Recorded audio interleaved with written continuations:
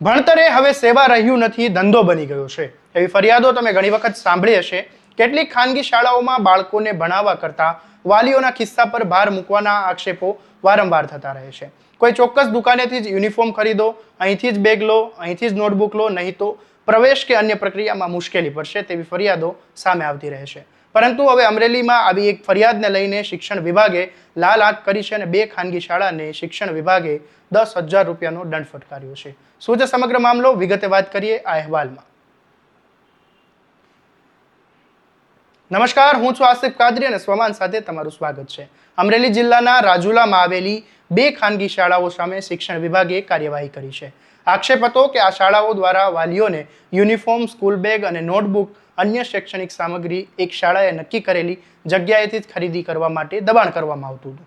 વાલીઓને પોતાની પસંદગીની દુકાનમાંથી સામાન ખરીદવાની છૂટ ન હોવા છતાં આક્ષેપો થયા હતા। આ સમગ્ર મામલે હવે સ્ટેશનરી એસોસિએશન દ્વારા શિક્ષણ વિભાગને લેખિતમાં ફરિયાદ કરવામાં આવી, સાથે જ પ્રાંત અધિકારીને પણ આવેદનપત્ર પાઠવવામાં આવ્યું અને ફરિયાદ બાદ શિક્ષણ વિભાગે મામલાની તપાસ હાથ ધરી। તપાસ દરમિયાન પ્રાથમિક રીતે નિયમોના ભંગની બાબત સામે આવતા શિક્ષણ વિભાગે આરટીઈ એક્ટની 2009ની કલમ 17 મુજબ બે ખાનગી શાળાઓને 10,000 રૂપિયાનો દંડ ફટકાર્યો હતો।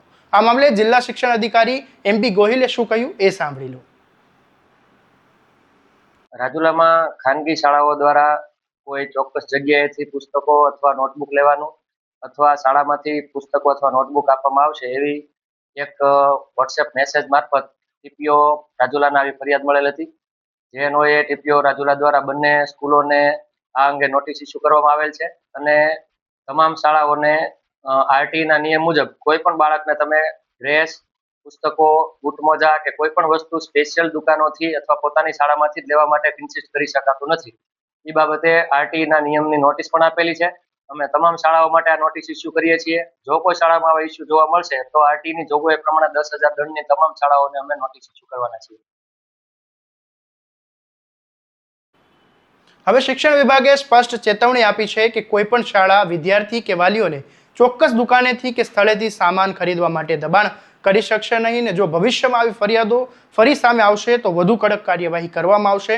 કાર્યવાહી બાદ વાલીઓમાં પણ ચર્ચા શરૂ થઈ છે, કારણ કે ઘણા વાલીઓ લાંબા સમયથી એવો સવાલ ઉઠાવી રહ્યા હતા કે બાળકોને ભણવા મોકલીએ છીએ કે પછી શાળાઓ દ્વારા નક્કી કરાયેલા ખર્ચા ઉઠાવવા। હવે જોવાનું એ રહેશે કે શિક્ષણ વિભાગની આ કાર્યવાહી બાદ અન્ય ખાનગી શાળાઓ પણ નિયમોનું પાલન કરે છે કે કારણ કે શિક્ષણનો હેતુ એ જ્ઞાન આપવાનો છે, વાલીઓને બિનજરૂરી આર્થિક બોજ વધારવાનો નહીં। દરેક અપડેટ અને વિગતવાર સમાચાર માટે તમારા સ્વમાનને સબસ્ક્રાઇબ કરવાનું ભૂલતા નહીં। નમસ્કાર।